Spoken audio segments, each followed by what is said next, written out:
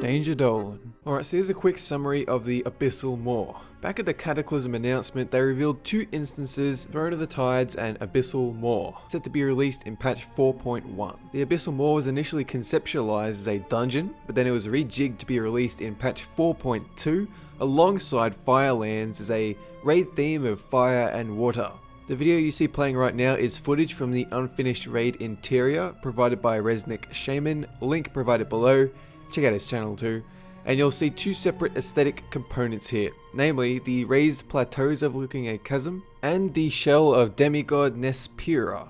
The intention was to have multiple bosses waiting inside Nespira's interior, as well as a fight on the chasm rings to mirror that final Deathwing fight of the Maelstrom. But why was it scrapped? Well, first, here's a clip from a girl at Blizzcon asking this very question. My question's actually about Neptune in the Throne of the Tides and kind of what happened to him.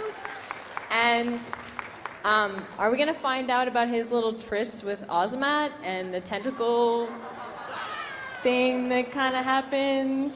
Yeah, maybe we'll just leave that under the ocean, just leave that buried, leave that... Yeah, actually, I do not have a good answer for that. What happens in the Throne of Tides stays in the Throne of Tides. Thank you. Can we just not answer that question? It's a really hard question. It's a damn mess is what it was. Just kidding, just kidding, just kidding.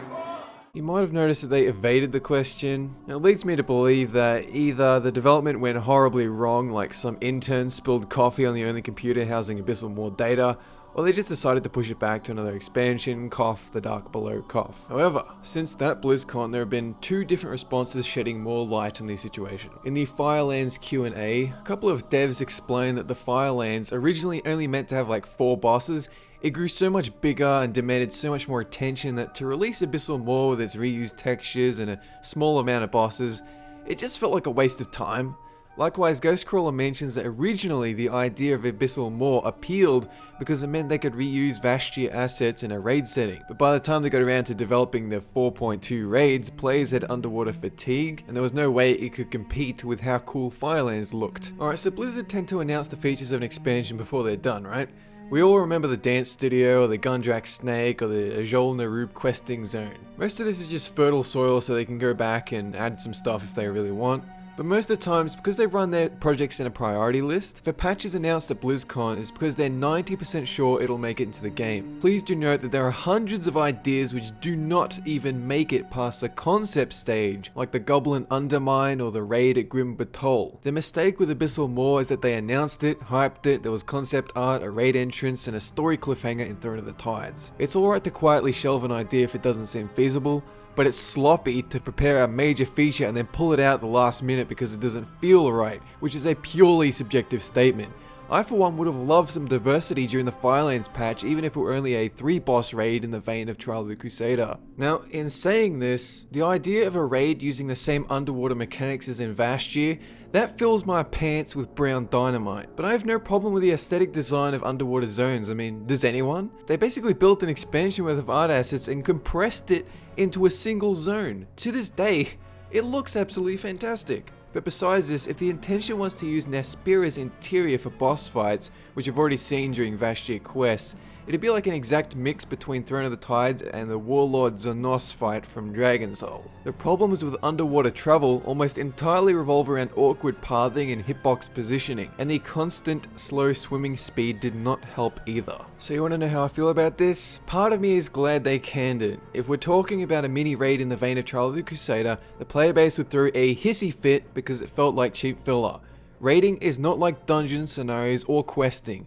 Players will be spending 3 to 4 hours multiple times a week wiping on the same bosses over and over in multiple difficulties. The last thing you want is to kill a boss only for the next one to waddle out with their reused model and copy paste raid environment. And if there's no trash between them, you get no downtime, no moment to relax. Likewise, too much trash and then your team gets bored and irritated. The question you then ask is, what's the difference between my questing experience in vash'jir and the Abyssal Maw? If we've already experienced Nespira's interior and we've spent 1 or 2 levels in vash'jir, does the Abyssal Maw give us a sense of environmental progression? Does it introduce a new area of vash'jir?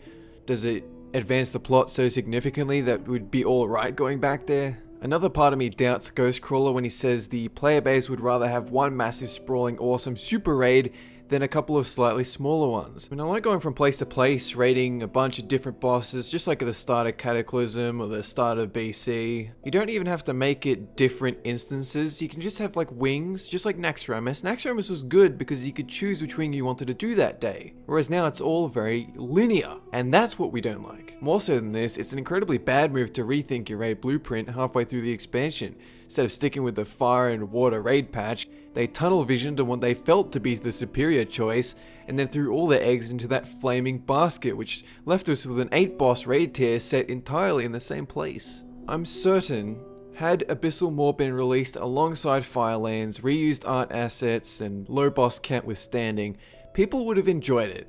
It all depends on the tone.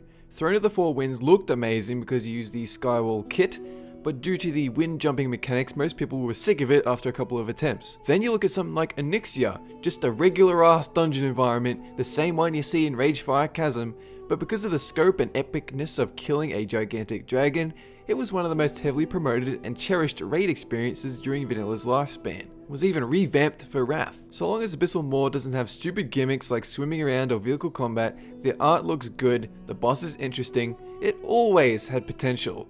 You can't predict if a raid will be good or not, nobody can. It all depends on how you present it and whether it's the patch focus or supplemental inclusion. Release Abyssal Maw by itself, it's crap. Release it alongside Firelands and it becomes icing on a cake. Instead, we just got cake. And I really like icing. And now we turn to some viewer comments, starting with vash'jir Frostmourne. I was disappointed when we didn't get Abyssal Maw as a raid. I mean, we had to raid Dragon Soul for a whole year. Are you telling me they couldn't have made it a small 3-boss raid for something else to do?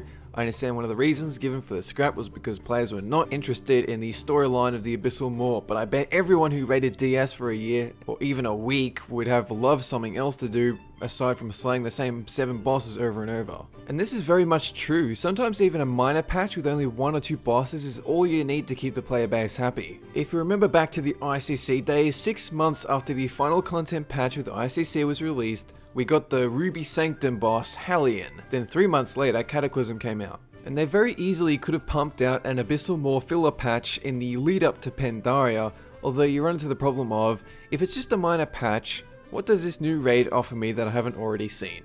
Ruby Sanctum was a new environment, Hellion a palette swap granted, but he still dropped a higher eye level gear than ICC. Firelands would have been the time to do it because it fit in with the tone of the patch. If you're fighting in the hour of twilight and, oh look, Ozumat is up to his old tricks in vash'jir, let's go handle that before we stop Deathwing from destroying the world, that doesn't work. And releasing it in an underwater expansion is risky too because Abyssal Maw has built up in people's minds as the Raiders version of a dance studio, whereas it was only intended as a filler patch, so unless they expand the concept in a huge way, there's a chance it will become a little Duke Nukem Forever. I say, include it like Pandaria's Terrace of the Endless Spring, a small 4-boss raid addition to a couple of other big raids. Now, next comment from Toppy6574. As much as the whole underwater vibe thing sucked because fuck swimming, I would like to see Neptune get the same fair treatment the other elemental lords did. Ragnaros got 2 raids, Therazane got a faction, and hell, however random it was, we had an epic battle with Alakir. Neptune just gets nommed by a giant squid and never seen again. As long as you didn't have to swim too while inside the dungeon, I would personally love to see an aquatic patch to explain Neptune's predicament. So if you guys haven't seen it already, I recommend you check out Nobble87's video on the topic of Nagas, linked below. Towards the end, he details exactly what Neptune related loose ends haven't been tied up yet.